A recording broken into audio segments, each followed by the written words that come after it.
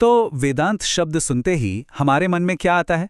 अक्सर एक बहुत ही गहरी फिलोसॉफिकल सोच, है ना? लेकिन क्या हो अगर मैं कहूं कि ये कहानी का सिर्फ एक पहलू है? क्या हो अगर वेदांत का एक और चेहरा भी है? एक ऐसा चेहरा जो तर्क से ज्यादा भक्ति और प्रेम से जुड़ा है। चलिए आज इसी दूसरे चेहरे के रहस्य से पर्दा उठाते हैं। अच्छा जरा सोचिए, जब उपनिषद पहली बार पश्चिम में पहुंचे तो वहां मानो एक बौद्धिक तूफान सा आ गया था। दुनिया भर के बड़े बड़े स्कॉलर्स इसकी फिलोसॉफिकल गहराई देखकर हैरान थे। उन्हें लगा जैसे अरे वाह, ये तो आध्यात्मिक ज्ञान का एक बिल्कुल नया दरवाजा ही खुल गया है। पर बात यह है कि ये सारा उत्साह, ये सारी हैरानी वेदांत के सिर्फ एक चेहरे पर ही टिकी थी। वो चेहरा जो वेस्टर्न सोच को ज्यादा आसानी से समझ आया। लेकिन इसका एक दूसरा, उतना ही गहरा और जरूरी पहलू भी है, जो कहीं ना कहीं ज्यादातर लोगों की नजरों से छिपा ही रह गया। तो आज हमारी पूरी पड़ताल का फोकस यही छिपा हुआ दूसरा चेहरा है। तो सवाल ये है कि पश्चिम ने असल में सीखा क्या? आइए थोड़ा पीछे चलते हैं, उनकी पहली मुलाकात पर, और देखते हैं कि उनके सामने वेदांत की कौन सी तस्वीर रखी गई थी।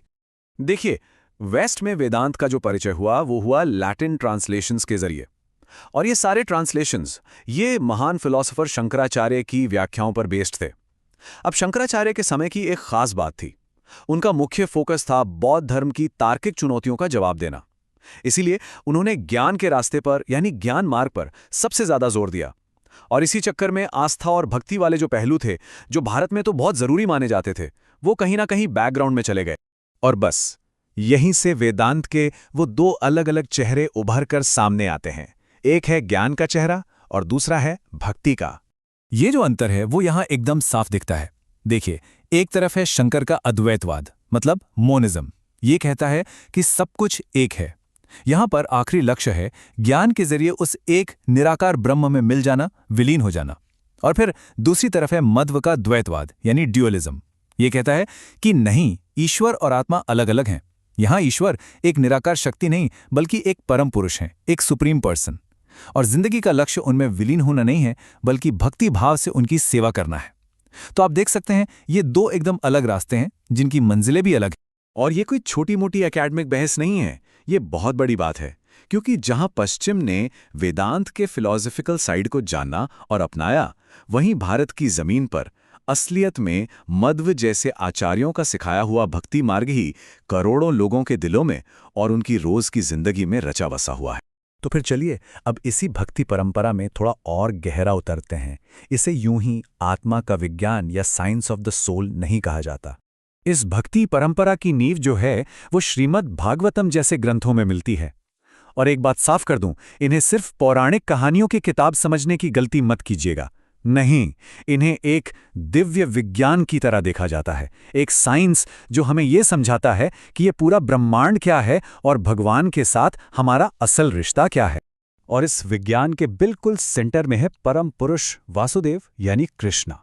मतलब यहां पर ईश्वर कोई अनजान, निराकार, एब्स्ट्रैक्ट फोर्स नहीं है। नहीं, बल्कि वो एक सुप्रीम पर्सन है जिनका अपना एक दिव्य रूप है, अपनी लीलाएं हैं, और सबसे बड़ी बात, जिनके साथ एक बहुत ही गहरा, पर्सनल और प्यार भरा रिश्ता बनाया जा सकता है। अब यहाँ एक बहुत आम कन्फ्यूजन है जिसे दूर करना जरूरी है। जब भक्ति के ग्रंथ कहते हैं कि भगवान निराकार या निर्गुण हैं, तो इसका मतलब ये नहीं होता कि उनका कोई फॉर्म ही नहीं है। इसका मतलब होता है कि उनका रूप हमारी तरह इस मटीरियल यानी भौतिक दुनिया की चीजों से नहीं बना है। वो भौतिक नहीं है, वो दिव्य है, ट्रांसेंडेंटल। ठीक है, तो सवाल ये उठता है कि हम इस परम सत्य को, इस अल्टीमेट ट्रूथ को जाने तो जाने कैसे? इसके लिए भी भक्ति परंपरा में ज्ञान पाने का एक बहुत ही सिस्टमैटिक तरीका बताया गया है। इसे कहते हैं प्रमाण। तो देखिए, ज्ञान पाने के 3 मेन तरीके हैं। पहला है प्रत्यक्ष, मतलब जो हम अपनी इंद्रियों से, अपनी सेंसेस से सीधे महसूस करते हैं, देखते हैं, सुनते हैं। दूसरा है अनुमान, यानी लॉजिक और तर्क का इस्तेमाल करना। लेकिन जब बात भगवान जैसे दिव्य विषयों की आती है, जिन्हें हम देख या लॉजिक से पूरी तरह समझ नहीं सकते, तो सबसे भरोसेमंद तरीका है तीसरा, और वो है शब्द।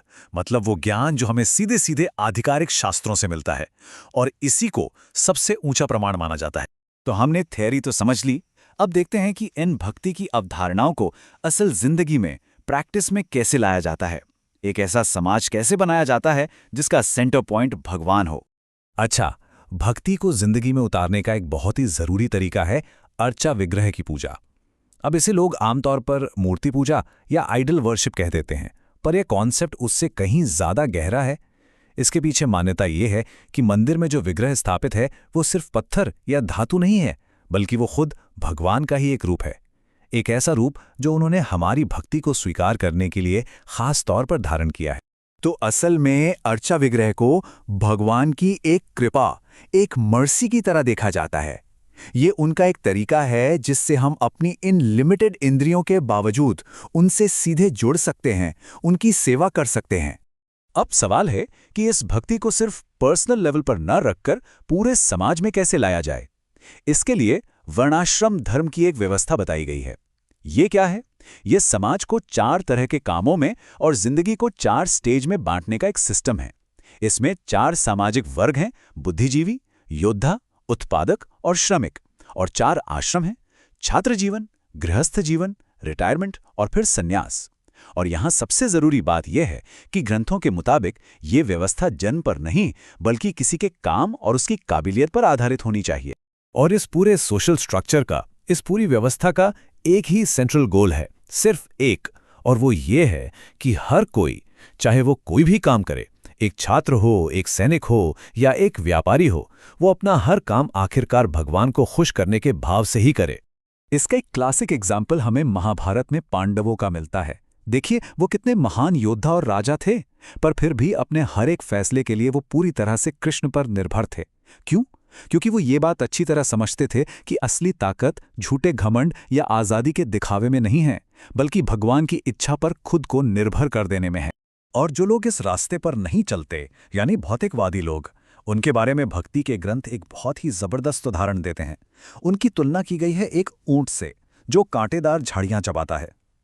अब जाहिर है, कांटों से उसके मुंह में घाव हो जाते हैं, खून बहने लगता है, पर उसे अपने ही खून का वो नमकीन स्वाद अच्छा लगता है। वो बेचारा ये समझ ही नहीं पाता कि जिस स्वाद का वो मजा ले रहा है वो असल में खुद को ही जख्म देकर आ रहा है। ग्रंथ कहते हैं ठीक यही हाल भौतिक सुखों के पीछे भागने वाले इंसान का है, जो पल भर के मजे के लिए ये भूल जाता है कि ये रास्ता आखिर में दुख और तकलीफ की तरफ ही जाता है। तो चलिए अब इन दोनों धागों को, ज्ञान और भक्ति के इन दोनों रास्तों को एक साथ लाते हैं और वेदांत की एक ज्यादा पूरी, एक मुकम्मल तस्वीर देखते हैं। तो आखिर में बात यह है कि वेदांत को अगर सही मायनों में समझना है तो हमें उसके दोनों चेहरों को देखना ही होगा।